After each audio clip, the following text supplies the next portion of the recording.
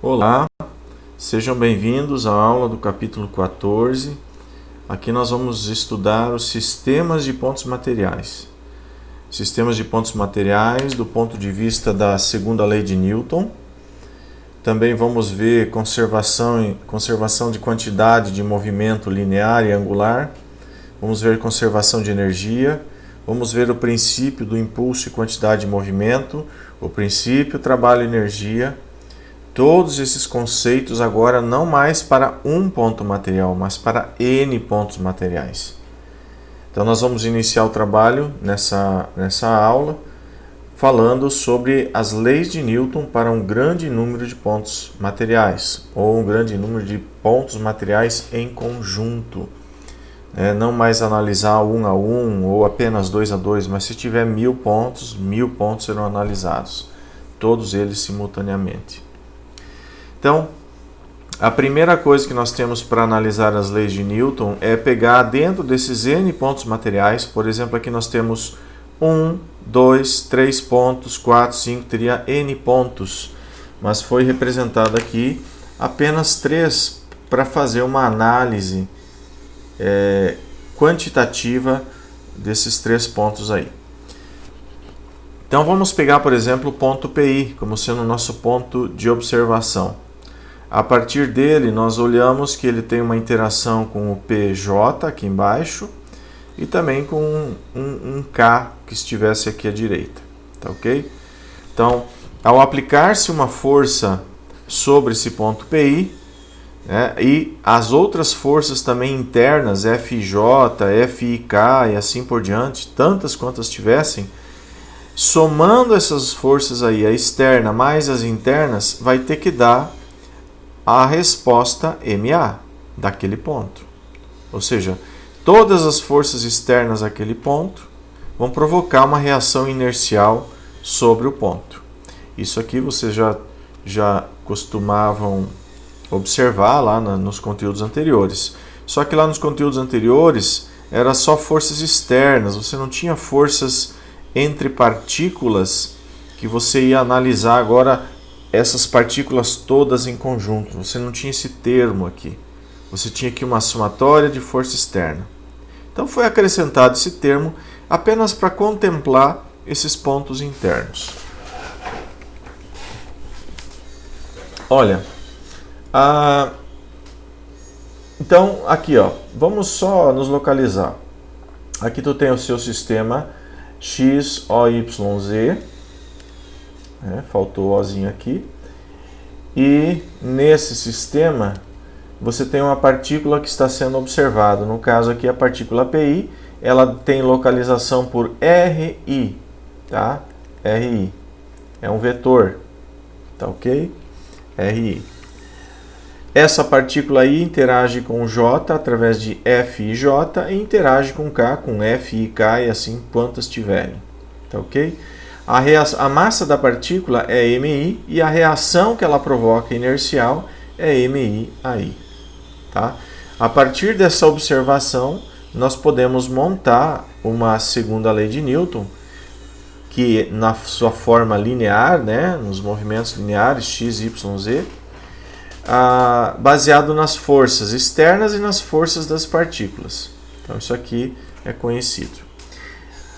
Abaixo nós podemos também pegar a mesma equação de cima, só que agora fazer em vez de força, momento, ou seja, em vez de aceleração linear, aceleração angular. Então, você tem aqui R vetorial F, que eu simplesmente peguei e multipliquei por R esse termo e esse termo, tá? Então nós temos aqui um momento externo e aqui os momentos internos, tá? Então aqui você pode colocar como sendo um momento em relação a O sobre a partícula I, Momento da partícula I em relação a O. Na verdade dá para nós colocarmos assim, momento da partícula I em relação ao ponto O. E aqui também uma somatória agora dos momentos, são N momentos, então do jésimo momento em relação a O de cada uma das partículas, né? Então tem a partícula J1, J2, J3, vai ter aqui, ó, esses momentos sendo somados. Do outro lado, você fica aqui com R vetorial MI.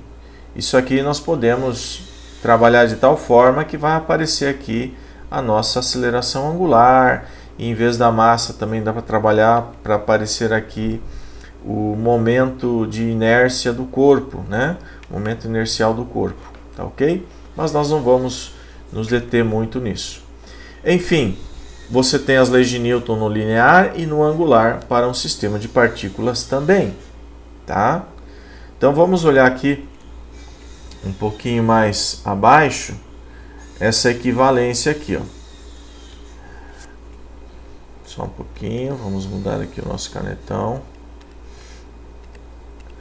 Ó, essa partícula PI, né, ela interage com a partícula K, ida e volta, ou seja, a mesma força que ela provoca sobre K, K provoca sobre ela. Então você tem aqui a chamada FIK e a FKI.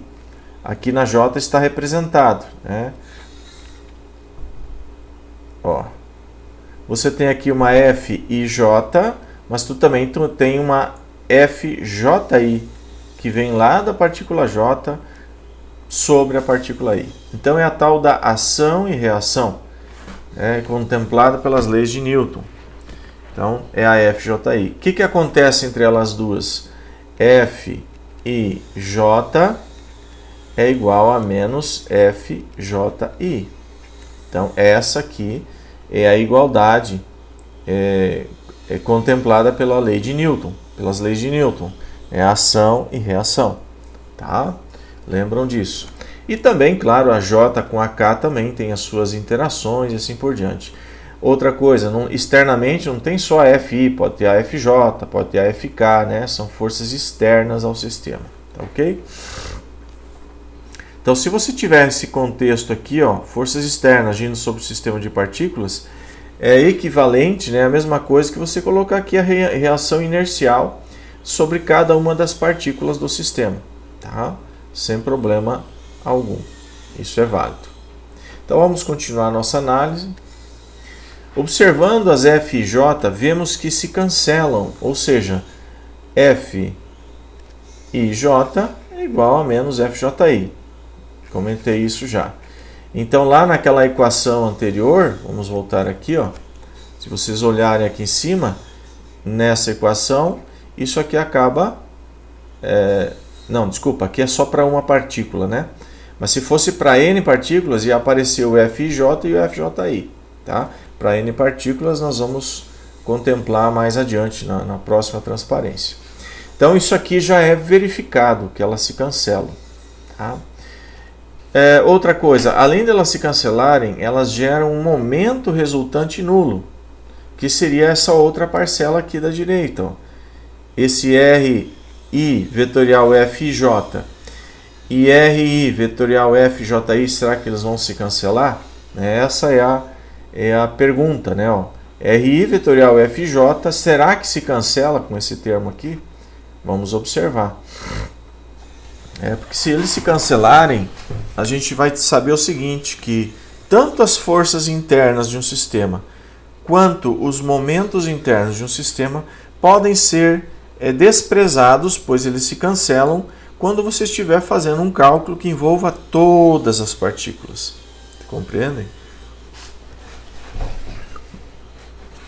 Bom, será que se cancela? Então vamos observar aqui, ó. Esse termo da esquerda pode ser aberto dessa forma aqui, ó.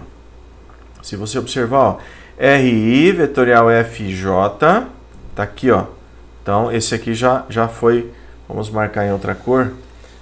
Esse aqui já foi contemplado lá na esquerda, tá? Então esse termo aqui já está contemplado. RI vetorial FJI, não tem. Então deixem aberto aí esse termo aqui, tá? Porque lá também não foi contemplado. RJ vetorial FJI RJ vetorial FJ. Opa, é esse termo aqui, ó. RJ vetorial FJI. Então esse termo aqui já foi contemplado aqui, ó. Então na esquerda já foi totalmente contemplado. Mas tem ainda um menos RI vetorial FJI. Menos RI vetorial FJI vai te dar exatamente o contrário desse termo aqui, ó. RI vetorial FJI. Então esse termo aqui, junto com RI, vai se cancelar com menos RI FJI. Ou seja, esse termo todo aqui, ó, ele equivale a esse termo aqui. Então nós estamos no caminho. O que nós observamos aqui à direita? Que FJ mais FJI, isso aqui é igual a 0. Né? Isso aqui cancela, isso aqui anula. E o da direita, será que vai zerar também? Vamos observar aqui, ó. Primeira coisa, nós temos que localizar quem é RJ menos RI. Para isso, nós vamos voltar na transparência anterior. E vamos achar aqui, ó, o RJ menos o RI. Então, vamos lá. Olha, o R... vamos lá. O RJ... Vamos pegar aqui com esse azul. RJ, aqui, ó. RJ. RI, vamos pegar em outra cor. Esse aqui. Daqui até lá. RI. Então aqui é RJ. Vamos fazer o J melhor aqui. E o RI lá. Então RJ menos RI. Se eu tenho assim, ó, RJ menos RI, eu vou chamar isso aqui de um vetor V, por exemplo. Então, nós vamos ter aqui, ó, que V é igual a RJ menos RI. Ou seja, se eu pegar aqui, ó, o RI mais o V, vai me dar o RJ. Então, vamos procurar aqui, ó, o RI mais o vetor tem que dar o RJ. Quem é esse vetor V aqui, que é o nosso procurado aqui em cima? Então, vamos lá. Vamos pegar o vermelhinho. Ó, RI, eu estou andando aqui, ó, desde aqui até lá. Mais V, vai ter que dar o RJ. Então, consequentemente, o V tem que ser esse vetor aqui, ó. Esse vetor aqui é o V, que é justamente esse termo aqui, ó. Ou seja, o V, ele é na mesma linha de ação, ou seja, ele é paralelo a FIJ e a FJI. Preste atenção. Esse V, que é essa subtração de vetores, é um vetor que é paralelo a FIJ e FJI. Portanto, quando você vem aqui, ó, você percebe que ele é paralelo a FJI e a FJ, consequentemente. Produto vetorial de vetores paralelos, você tem um produto nulo. Então, isso tudo aqui também é zero. Vetor nulo. Então, o que acontece?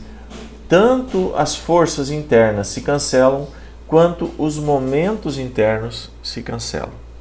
Então, ponto pacífico isso. Podemos manter isso aí na nossa memória. E quando você estiver analisando um objeto, né? Está analisando ali um objeto e você não quer levar em consideração as forcinhas internas, ou seja, você não vai cortar aqui para analisar as forças internas, você só vai analisar o todo.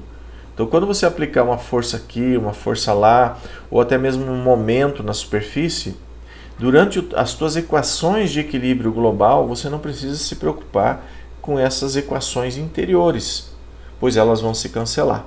Então, esse é o ganho que nós tivemos até o momento, tá? Isso vai ser útil mais adiante quando a gente analisar escoamento, por exemplo, de água, de óleo, de algum fluido. Então, como FJ e RJ menos RI são paralelos, seu produto vetorial é nulo, então isso aqui se anula, né? E também aquilo ali se anula, e nós chegamos à conclusão aqui que as forças...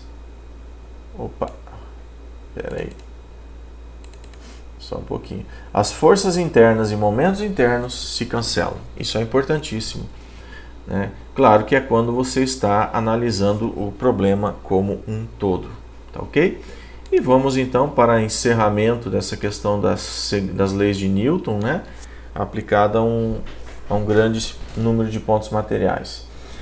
Então, olhando lá na primeira equação, nas primeiras equações que nós tínhamos feito lá apenas para um ponto, aqui, essas equações aqui, ó, nós tínhamos feito elas para um ponto. Olhando para elas agora para n pontos, então eu vou ter aqui uma somatória de igual a 1 até n de Fi, de todas as forças externas. E aqui apareceria ainda, já vou apagar aqui, ó, uma somatória dos FIJs, né? Então aqui tu estaria somando o J de 1 até N e lá o I de 1 até M, digamos. Aqui eu botei N, mas então vou botar M aqui para o J. Então essa parcela aqui, quando fizer essa somatória, ela vai se cancelar. Por isso que está representada aqui apenas essa parte de interesse, é só o que resulta, tá? Mais abaixo também, para os momentos, a somatória de RI vetorial FI é igual à somatória de RI vetorial MI AI, ou seja, a parte angular também respeita a mesma regra. Então aqui a parte linear, que nos fornece 3 equações de equilíbrio em I, J e K, e aqui a parte angular, que também nos fornece 3 equações de momento para x, para y e para z, em I, J, K. Tá? Então, fica bem claro que a segunda lei de Newton, para um grande número de pontos materiais, é dada por estas equações. Então, essa aqui seria uma equação de base, agora para um grande número de pontos materiais. Já falei dessa situação aqui na transparência anterior, mas vamos reprisar. Eu tenho 3 pontos sendo analisados, cada ponto recebe uma força aqui, F1 e F2, F3 não recebe nenhuma. Né? Isso, se você analisar só as forças externas ou analisar só as reações dos pontos internos, isso aí é equivalente, tá? Então, ação na esquerda e a reação inercial na direita. Ação do meio externo e a reação do sistema, tanto para forças quanto para momentos. Então, nós dizemos que esses sistemas de força externa ou de forças efetivas, que são as reações de cada partícula, são equipolentes. Tá? Ela está relacionada apenas aos vetores, não aos efeitos.